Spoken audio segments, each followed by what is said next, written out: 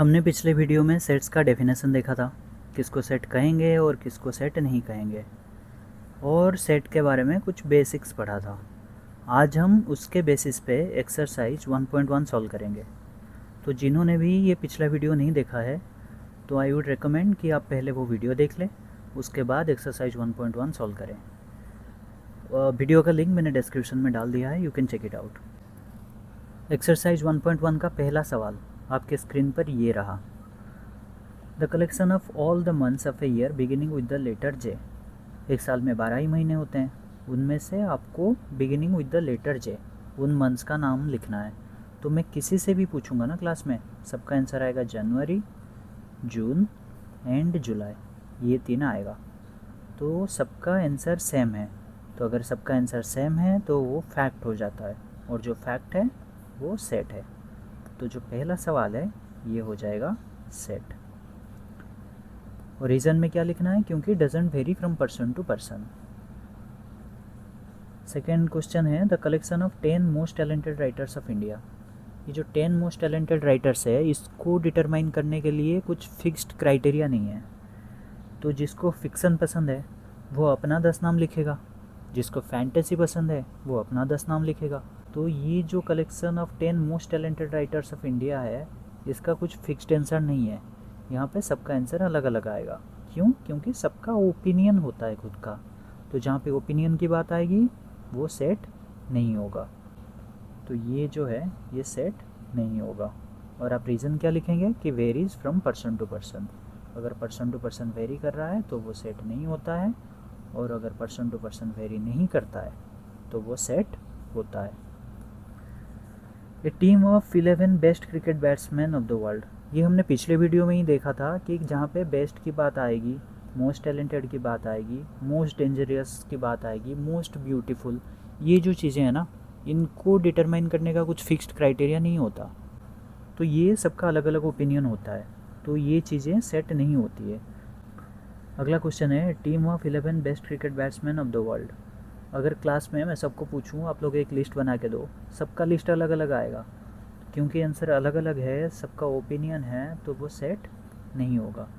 तो आप ये चीज़ याद रखना, कभी भी best, most talented, most beautiful, most, ऐसी चीज़ें आती है तो वो सेट नहीं होता है, क्योंकि वहाँ पे सबका आंसर अलग अलग आता है। अगला सवाल है the collection of all boys in your class. Register में चेक कर लो, नाम सबका लिखा है, उन सबका एक सेट बना दो, तो वो सबका फिक्स्ड आएगा answer. The collection of all natural numbers less than 100। Natural number कहाँ से स्टार्ट होता है? 1 से। लेस देन 100 दिया हुआ है, कहाँ तक जाएगा? 99 तक। तो 1 से लेके 99 तक, ये आंसर सबका सेम आएगा, तो वो हो जाएगा सेट। तो अगला सवाल है collection of novels written by the writer Munshi Premchand. आप गूगल कर लो, विकिपीडिया चेक कर लो, आपको एक फिक्स्ड लिस्ट मिल जाएगी। तो ये जो नोवेल्स है इनका एक फिक्स्ड लिस्ट मिल जाएगा, तो आंसर सबका सेम होगा, जो लिस्ट आपको मिलेगी वही होगा आंसर, तो ये हो जाएगा सेट।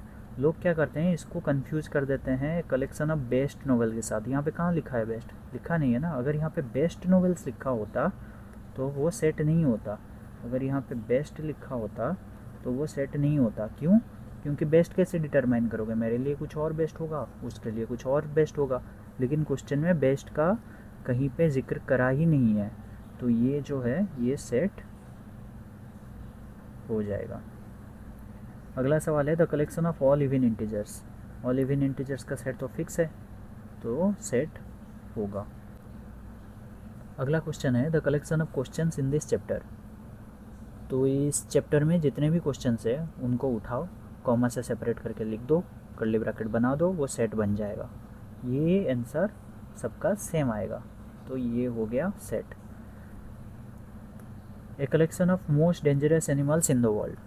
मोस्ट डेंजरस एनिमल्स, मैंने पहले ही बोला हुआ है कि most talented, best, most dangerous, इन तरह की चीज़ें हैं ना, ये सब सेट नहीं होता है। क्यों? क्योंकि मैं अगर राहुल से पूछता हूँ कि बताओ मोस्ट डेंजरस क्या है, वो बोलेगा टाइगर।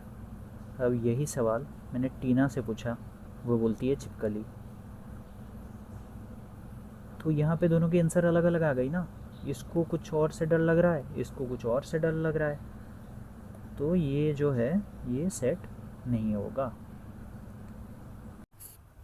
ये रहा सबसे आसान सवाल, इसमें तो टाइम वेस्ट करना ही नहीं है। आपको सिंपली बताना है ये जो एलिमेंट्स दिया हुआ है कुछ कुछ, ये इस सेट को बिलोंग करते हैं या नहीं करते हैं।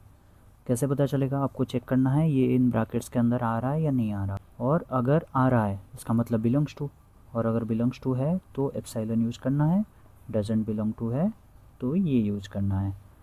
तो पहला आ जाएगा 5 का पूछा है ऐसे, यहाँ पे देखो 5 है या नहीं है, 5 है तो इसका मतलब लिख दो बिलोंग्स टू। सेकंड दिया हुआ है 4, 4 यहाँ पे दिख रहा है, यस, तो इसका मतलब ये हो जाएगा बिलोंग्स टू। तीसरा है 8, 8 यहाँ पे दिख रहा है, नहीं दिख रहा, तो इसका मतलब ये हो जाएगा डज नॉट बिलोंग टू। फिर दिया हुआ है 2, 2 है, यस, तो इसका मतलब ये हो जाएगा बिलोंग्स टू। फिर उसके बाद 0, 0 दिख रहा है, नहीं दिख रहा, तो इसका मतलब ये हो जाएगा डज नॉट बिलोंग टू। फिर 10, यहाँ पे 10 दिख रहा है, नहीं दिख रहा, तो इसका मतलब डज नॉट बिलोंग टू। ठीक है, तो अगर है तो बिलोंग्स टू, नहीं है तो does not belong to, simple. तो अगले सवाल में ये सब सेट बिल्डर फॉर्म में दिया हुआ है, हमें रोस्टर फॉर्म में लिखना है। पहला सवाल है कि set of all x such that x is an integer and -3 less than equal to x less than 7। तो इस टाइप का क्वेश्चन हमने ऑलरेडी कर रखा है, इसमें आपको इक्वालिटी पढ़ना आना चाहिए। ठीक है, यहाँ पे जैसे दिया हुआ है लेस देन इक्वल टू, इसका मतलब आप -3 भी रहेगा, लेकिन जबकि यहाँ पे खाली लेस देन है, इक्वल टू का साइन नहीं है, इसका मतलब 7 इंक्लूड नहीं करेंगे। ठीक है, तो इसका सेट कैसे लिखेंगे? पहला है, सेट का नाम दे दिया है, स्टार्ट करेंगे कर्ली ब्रैकेट से, इंटीजर, इंटीजर मतलब माइनस इन्फाइनाइट से लेके प्लस इन्फाइनाइट तक आएगा, लेकिन एक कंडीशन नहीं है ना, दोनों कंडीशन है। दूसरा कंडीशन क्या है? ये इनइक्वालिटी दिया हुआ है, इसमें क्या करना है, -3 को इंक्लूड करना है। क्यों? क्योंकि ये इक्वल टू का साइन होल्ड कर रहा है। तो स्टार्ट करेंगे -3 से, -3 -2 -1 0 1 2 3 4 5 6। अब बताओ 7 लिखेंगे या नहीं लिखेंगे? यहाँ पे देखो लेस देन 7 है, लेस देन 7 है, इक्वल टू का साइन होल्ड नहीं कर रहा है। यहाँ पे गलती होता है, ये बार बार इस क्वेश्चन को ऐसे टाइप के देखना है, बार बार पढ़ना है कि कौन से में इक्वल टू का साइन होल्ड है, कौन सा नहीं है। तो यहाँ पे नहीं है, इसका मतलब 7 इंक्लूड नहीं होगा, तो आंसर जो है 6 तक ही लिखेंगे। तो पहला बिट का आंसर हो गया ये। अब सेकंड में सेट का नाम दे दिया बी। क्या दिया गया है कि x is A natural number, natural number कहाँ से स्टार्ट होता है? 1 से, 1 से लेके कहाँ तक चलेगा? लेस देन 6 है, लेस देन 6 है मतलब 6 नहीं लिखेंगे, तो कहाँ से कहाँ तक लिखेंगे? 1 से स्टार्ट है, 5 तक लिखेंगे। तीसरा सवाल है, x is a 2 digit natural number such that sum of its digits is 8।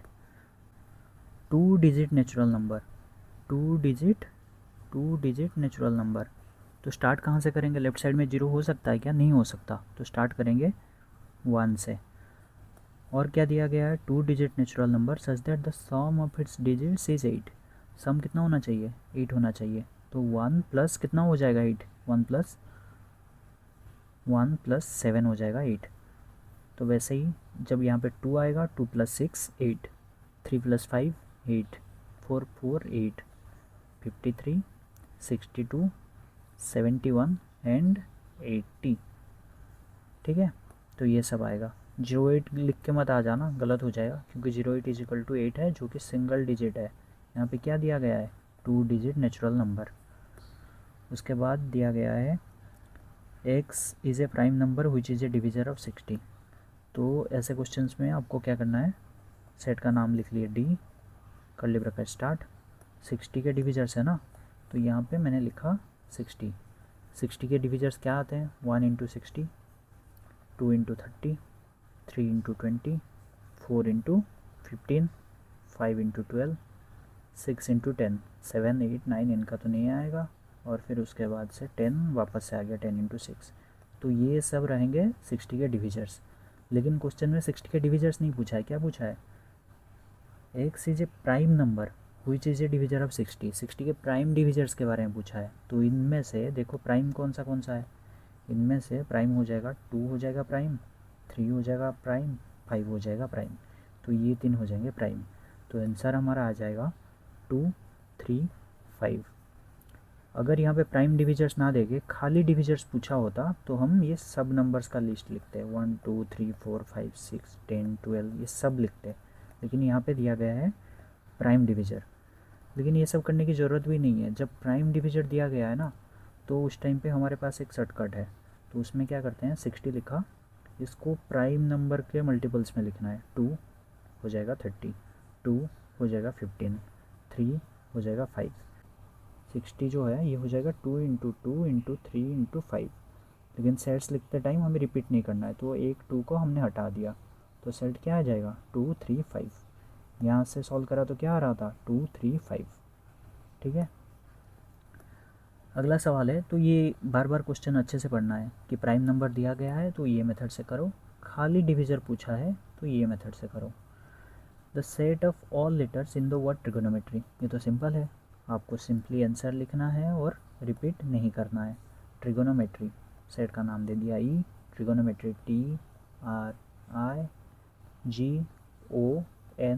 TRIGONO, लेकिन पहले भी एक बार लिख चुके हैं तो इसलिए वो रिपीट नहीं करेंगे।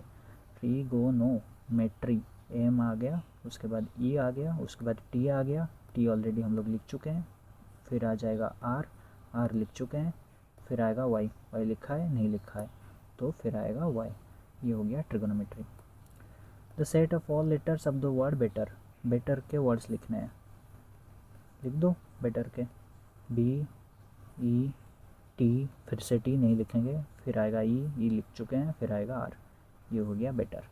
ठीक है, तो सेट्स में एक चीज़ याद रखो कि आपको रिपीट नहीं करना है, एक एक बार लिखना है एलिमेंट्स को, और ऑर्डर मैटर नहीं करता। यहाँ पे 2 3 5 ना लिख के अगर मैं 5 3 2 लिखता तो भी मेरा आंसर सही होता। तो ये दो रूल्स हैं जिसके बारे में पढ़ा था, उसको मेंटेन करना है। तो इस क्वेश्चन में ये सब रोस्टर फॉर्म में दिया हुआ है और हमें सेट बिल्डर फॉर्म में कन्वर्ट करना है।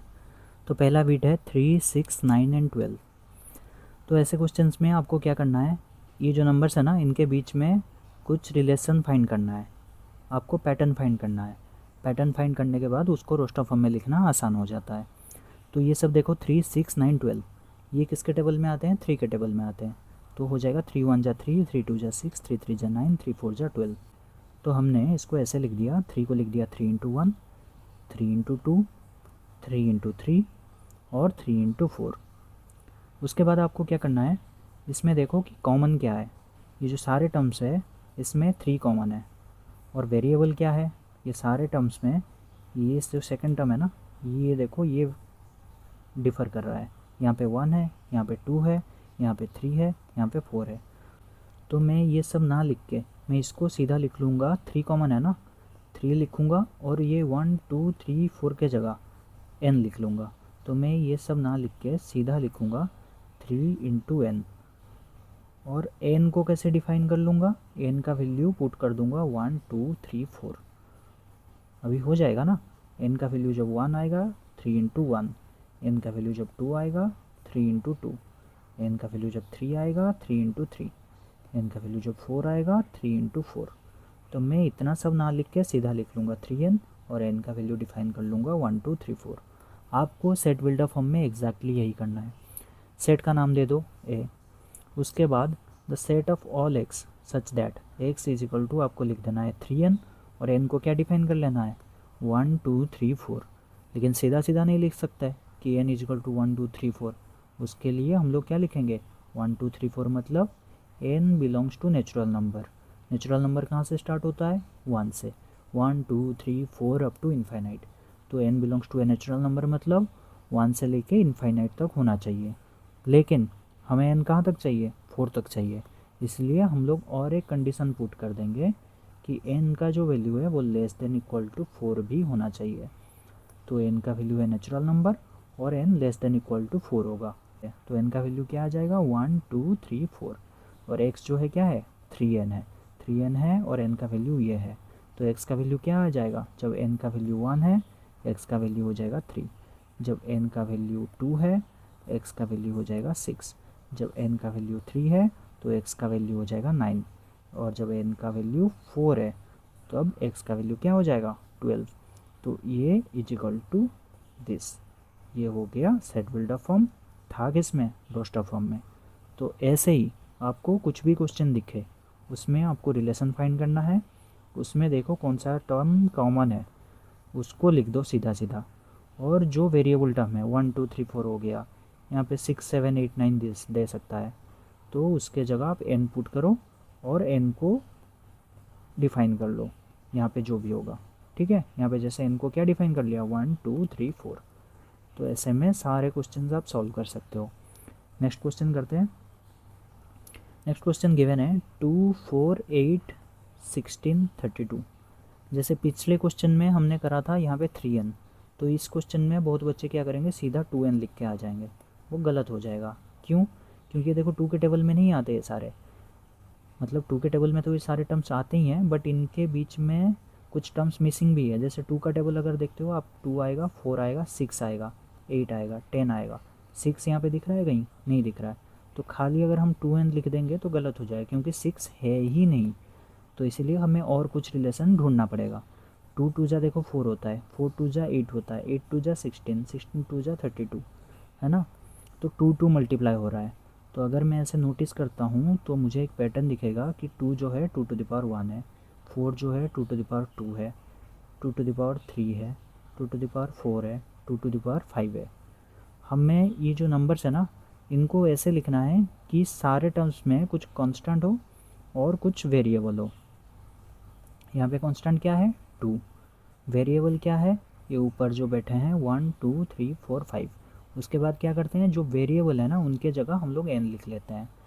तो जो फाइनल सेट आएगा, the set of all y मान लेता हूँ, y is equal to, common term कौन सा है 2, वेरिएबल कौन सा है ऊपर जो बैठा है 1 2 3 4 5, उसके जगह क्या लिख लूँगा n। अभी n को कैसे डिफाइन करूँगा, 1 से लेके 5 तक है n, तो n is a natural number और n का वैल्यू जो है वो लेस देन इक्वल टू 5 होना चाहिए। अभी अगला क्वेश्चन जो गिवन है ये पिछले क्वेश्चन जैसा सेम टू सेम है। आप पहले वीडियो को पॉज करके खुद से ट्राई करो, उसके बाद ये सोल्यूशन देख लेना। 5 को लिख देंगे 5 टू द पावर 1 2 3, ये हो जाएगा 5 टू द पावर 4।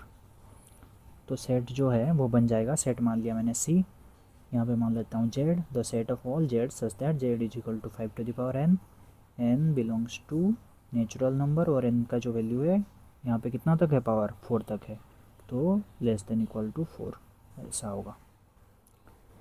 अभी नेक्स्ट क्वेश्चन गिवन है 2 4 6 ऐसा है। तो इसमें आइदर आप तो सीधा सीधा लिख सकते हो, सेट का नाम D दे दो, the set of all x such that x is an even natural number. Natural number कहाँ से स्टार्ट होता है, 1 से लेके इनफाइनाइट तक। लेकिन यहाँ पे और एक टर्म मैंने लिख दिया इवन। इवन मतलब 1 3 5 ये सब नहीं होगा, जो 2 से डिविजिबल है वही टर्म होगा। 2 से डिविजिबल कौन से टर्म है, 2 है, 4 है, 6 है, 8 है, ये सब है। ठीक है, और इवन नेचुरल नंबर से। लेकिन आप बोलोगे लेकिन जीरो भी तो हो सकता है, लेकिन नेचुरल नंबर है ना, नेचुरल नंबर स्टार्ट ही 1 से होता है, जीरो है ही नहीं नेचुरल नंबर में। तो इवन नेचुरल नंबर मतलब 2 से लेके इन्फाइनाइट तक आएगा, 2 4 6 ऐसे।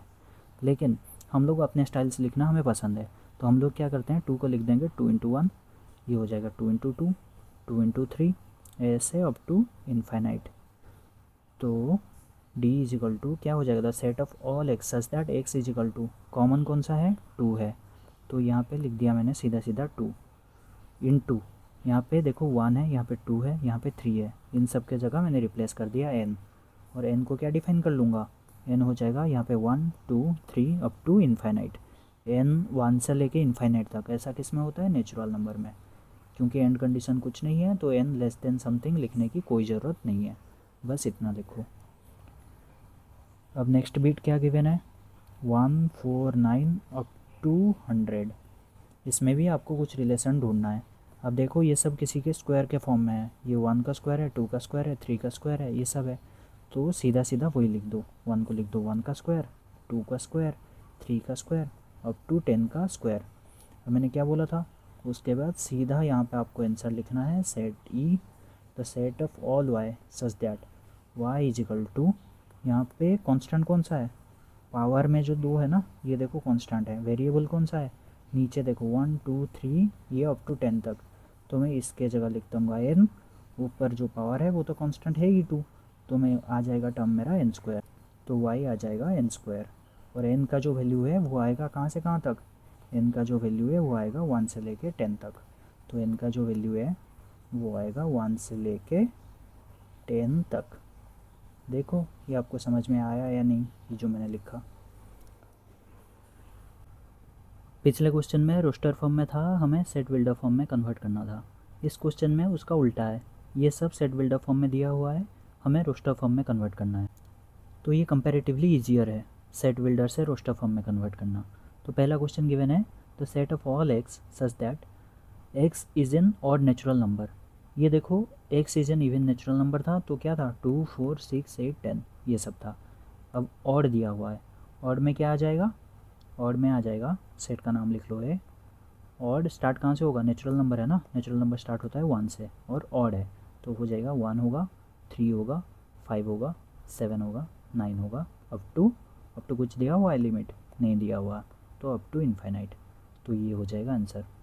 अब सेकंड क्वेश्चन गिवन है, the set of all x, x is an integer, x integer होना चाहिए और एक्स का जो वैल्यू है इनके बीच में होना चाहिए। तो कभी भी आपको ऐसे फ्रैक्शन में क्वेश्चन दिखे तो उसमें आपको क्या करना है, फ्रैक्शन को डेसिमल में कन्वर्ट करना है। तो ये देखो दिया हुआ है -1/2, -1/2 मतलब कितना है, -1/2 हो गया 0.5, less than x, less then ये दिया हुआ है 9/2, 9/2 मतलब 4.5। अब आप इसको नंबर लाइन में रिप्रेजेंट करो, -0.5 किसके किसके बीच में रहेगा, 0 और -1 के बीच में रहेगा यहाँ पे, ठीक है। और 4.5 कहाँ कहाँ रहेगा, 4.5 रहेगा 4 और 5 के बीच में यहाँ पे। अभी दिया हुआ है कि x एक इंटीजर है और इन दोनों के बीच में रहना चाहिए, इन दोनों के बीच में रहना चाहिए। तो इन दोनों के बीच में क्या क्या आता है, 0 आता है, 1 आता है, 2 आता है, 3 आता है, 4 आता है। तो सेट हो जाएगा 0 से लेके 4 तक। तो सेट का जो वैल्यू है वो आएगा, सेट का नाम है b इजकल टू 0 1 2 3 4, ठीक है। अगला क्वेश्चन गिवन है, x इज एन इंटीजर और एक्स स्क्वायर का वैल्यू जो है वो होना चाहिए लेस देन इक्वल टू 4। तो एक्स स्क्वायर का वैल्यू जो है वो दिया हुआ है लेस देन इक्वल टू 4, तो एक्स का वैल्यू क्या हो जाएगा, लेस देन इक्वल टू 2। तो एक्स का वैल्यू हो जाएगा 0 1 2, इतना लिख के आ जाना है। ये हो जाएगा गलत, क्यों, क्योंकि आप यहाँ पे एक चीज़ मिस कर रहे हो कि 1 का स्क्वायर जो होता है 1 होता है, लेकिन -1 का स्क्वायर भी तो 1 होता है, 2 का स्क्वायर जो होता है 4 होता है, लेकिन -2 का स्क्वायर भी तो 4 होता है। तो जब -1 पुट करोगे x के जगह, -1 का स्क्वायर कितना हो जाएगा 1, तो 1 जो है वो लेस देन इक्वल टू 4 होगा, तो -1 सेटिस्फाई करेगा। वैसे ही -2 का स्क्वायर कितना होगा 4, 4 इक्वल टू 4, तो उस टाइम पे भी ये कंडीशन सेटिस्फाई करेगा। तो -1 और -2 भी आएगा, 0 1 2 तो है ही, उसके साथ साथ -1 और -2 भी आएगा, ठीक है। इनको इंक्लूड करना है, पॉजिटिव और नेगेटिव दोनों को। तो फाइनल जो आंसर आएगा वो आएगा, सेट का नाम हो गया C, आंसर आएगा 0 1 2, लेकिन इसके साथ साथ -1 -2 भी आएगा। अभी कुछ बच्चे ये सवाल करेंगे कि इनको सीरियली क्यों नहीं लिखा। हमें पता है कि रोस्टर फॉर्म में जब लिखते हैं सब एक एक बार लिखना चाहिए और ऑर्डर मैटर नहीं करता। आप इनको किसी भी ऑर्डर में लिखो, बस आंसर में सारे मेंबर्स प्रेजेंट होना चाहिए, ठीक है। ये हमने देखा था 2 golden rules of roster form. Next question है, x is a letter in the word loyal. ये तो बहुत आसान है, इसमें हमें क्या करना है, सिंपली लॉयल के जो सारे लेटर्स हैं ना उनको लिख देना है, L O Y A, L दोबारा से आ गया, विदाउट रिपीटिंग लिखना है, तो L और एक बार नहीं लिखेंगे। तो ये हो गया आंसर। अगला क्वेश्चन गिवन है, month of a year not having 31 days. नकल बनाओ, उसमें काउंट करो, जो 31 डेज नहीं होंगे उनको लिखना है। ये जो नॉट है ये काफ़ी इम्पोर्टेंट होने वाला है आपके सिलेबस में। बहुत टाइम पे क्वेश्चन ऐसे गिवन होगा जहाँ पे नॉट होगा, आप आंसर लिख के आ जाओगे, तो इसको थोड़ा केयरफुली देखना है, इसको मार्क कर देना है। तो लिखा है x is a month of a year not having 31 days, तो ऐसे मंथ्स की लिस्ट बनाओ जिसमें 31 डेज नहीं है। नकल बना लिया, अब काउंट करो, जनवरी में है, फेब्रुआरी में नहीं है, मार्च में है, अप्रैल में नहीं है, मई में है, जून में नहीं है, अब जुलाई में है, दूसरे हैंड में आ जाओ, अगस्त में है, सितंबर में नहीं है, अक्टूबर में है, नवंबर में नहीं है। तो ये हो गया लिस्ट। नेक्स्ट क्वेश्चन गिवन है, x is A consonant in the English alphabet which precedes के। यहाँ पे दो कंसेप्ट आता है, एक आता है प्रीसीड्स का, प्रीसीड्स मतलब के जो गिवन है ना उससे पहले, और फॉलोज मतलब बाद में, फॉलोज मतलब के बाद। इस क्वेश्चन में क्या दिया हुआ है कि के से पहले हो और क्या हो, कंसोनेंट हो। तो के से पहले तो स्टार्ट कहाँ से करेंगे, इंग्लिश अल्फ़ाबेट कहाँ से स्टार्ट होता है, ए से। तो ए लिखेंगे, नहीं लिखेंगे, क्यों, क्योंकि यहाँ पे दिया हुआ है कंसोनेंट। ए क्या है, ए एक वावेल है, तो ए नहीं लिखेंगे। तो स्टार्ट कहाँ से करेंगे, बी से, बी लिखेंगे, सी लिखेंगे, डी लिखेंगे, ई नहीं लिखेंगे क्योंकि कंसोनेंट दिया हुआ है। एफ जी एच आई नहीं लिखेंगे, जे, उसके बाद आता है के। तो यहाँ पे दिया हुआ है प्रीसीड्स के, तो के को इंक्लूड नहीं करना है, तो अप टू जे तक लिखना है। तो ये हो गया आंसर। तो यहाँ पे मैच द फॉलोइंग है, लेफ्ट साइड में रोस्टर फॉर्म में दिया हुआ है, राइट साइड में सेट बिल्डर फॉर्म में दिया हुआ है। तो ऐसे क्वेश्चंस में मैं रिकमेंड करूँगा कि आप सेट बिल्डर फॉर्म से ही रोस्टर फॉर्म में कन्वर्ट करें, उसके बाद ही मैच करें। क्यों, क्योंकि सेट बिल्डर फॉर्म से रोस्टर फॉर्म में कन्वर्ट करना आसान होता है। तो पहला बिट क्या दिया हुआ है, the set of all x such that x is A prime number and divisor of 6। तो मैंने आपको दो तरीका बताया था, एक तो 6 के सारे लिख दो, क्या है 1 इंटू 6, 2 इंटू 3, ये हो गया डिविजर्स। तो अगर खाली डिविज़र पूछा होता तो हम लोग ये 4 लिख देते, लेकिन यहाँ पे क्या दिया हुआ है कि प्राइम डिविज़र, तो प्राइम नंबर भी होना चाहिए। तो प्राइम नंबर होगा तो खाली क्या क्या आएगा, 2 एंड 3। और एक तरीका मैंने बताया था कि अगर प्राइम डिविज़र पूछा है, सीधा 6 को लिख दो प्राइम के मल्टीपल्स में, तो 6 हो जाएगा 2 इंटू 3। तो सेट क्या क्या आ जाएगा, 2 एंड 3। ठीक है, तो यहाँ पे मैं लिख देता हूँ answer, then A B C D. तो ऑप्शन ए का आंसर क्या आ जाएगा, 2 एंड 3। 2 एंड 3 किस में है, 2 में है, तो यहाँ पे लिख दिया मैंने 2। अगला क्वेश्चन गिवन है, x is an odd natural number less than 10। Odd natural number मतलब 1 3 5 7 अप टू कहाँ तक, 9 तक। क्यों, क्योंकि लेस देन 10 दिया हुआ है। तो ये 5 होगा, ये 5 कौन से ऑप्शन में है, ऑप्शन 4 में है, तो यहाँ पे लिखो ऑप्शन 4। अगला देखो, x is A natural number and A divisor of 6। ये हम लोग ऑलरेडी कर चुके हैं यहाँ पे। अगर यहाँ पे प्राइम नंबर दिया रहता तो इस मेथड से करते या फिर इसमें करके प्राइम ढूंढ लेते, लेकिन अगर नेचुरल नंबर दिया हुआ है तो उसमें आपको सारे डिविजर्स लिखने पड़ेंगे। तो कौन से डिविजर्स हैं, 1 2 3 एंड 6। तो ये आ जाएगा आंसर। तो ये हो गया ऑप्शन 1। अगला है, x is a letter of the word mathematics. तो बचा एक ही ऑप्शन है ना, तो यही होगा, लेकिन आप वेरीफाई भी कर सकते हैं। MATHE, एम लिख चुके हैं हम लोग, ए लिख चुके हैं, टी लिख चुके हैं, फिर ICS, MATHEICS। तो ये हो गया आंसर, ऑप्शन 3। तो इसी के साथ एक्सरसाइज 1.1 ख़त्म होता है।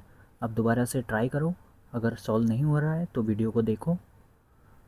अगले वीडियो में हम लोग टाइप्स ऑफ सेट्स के बारे में पढ़ेंगे। Thank you.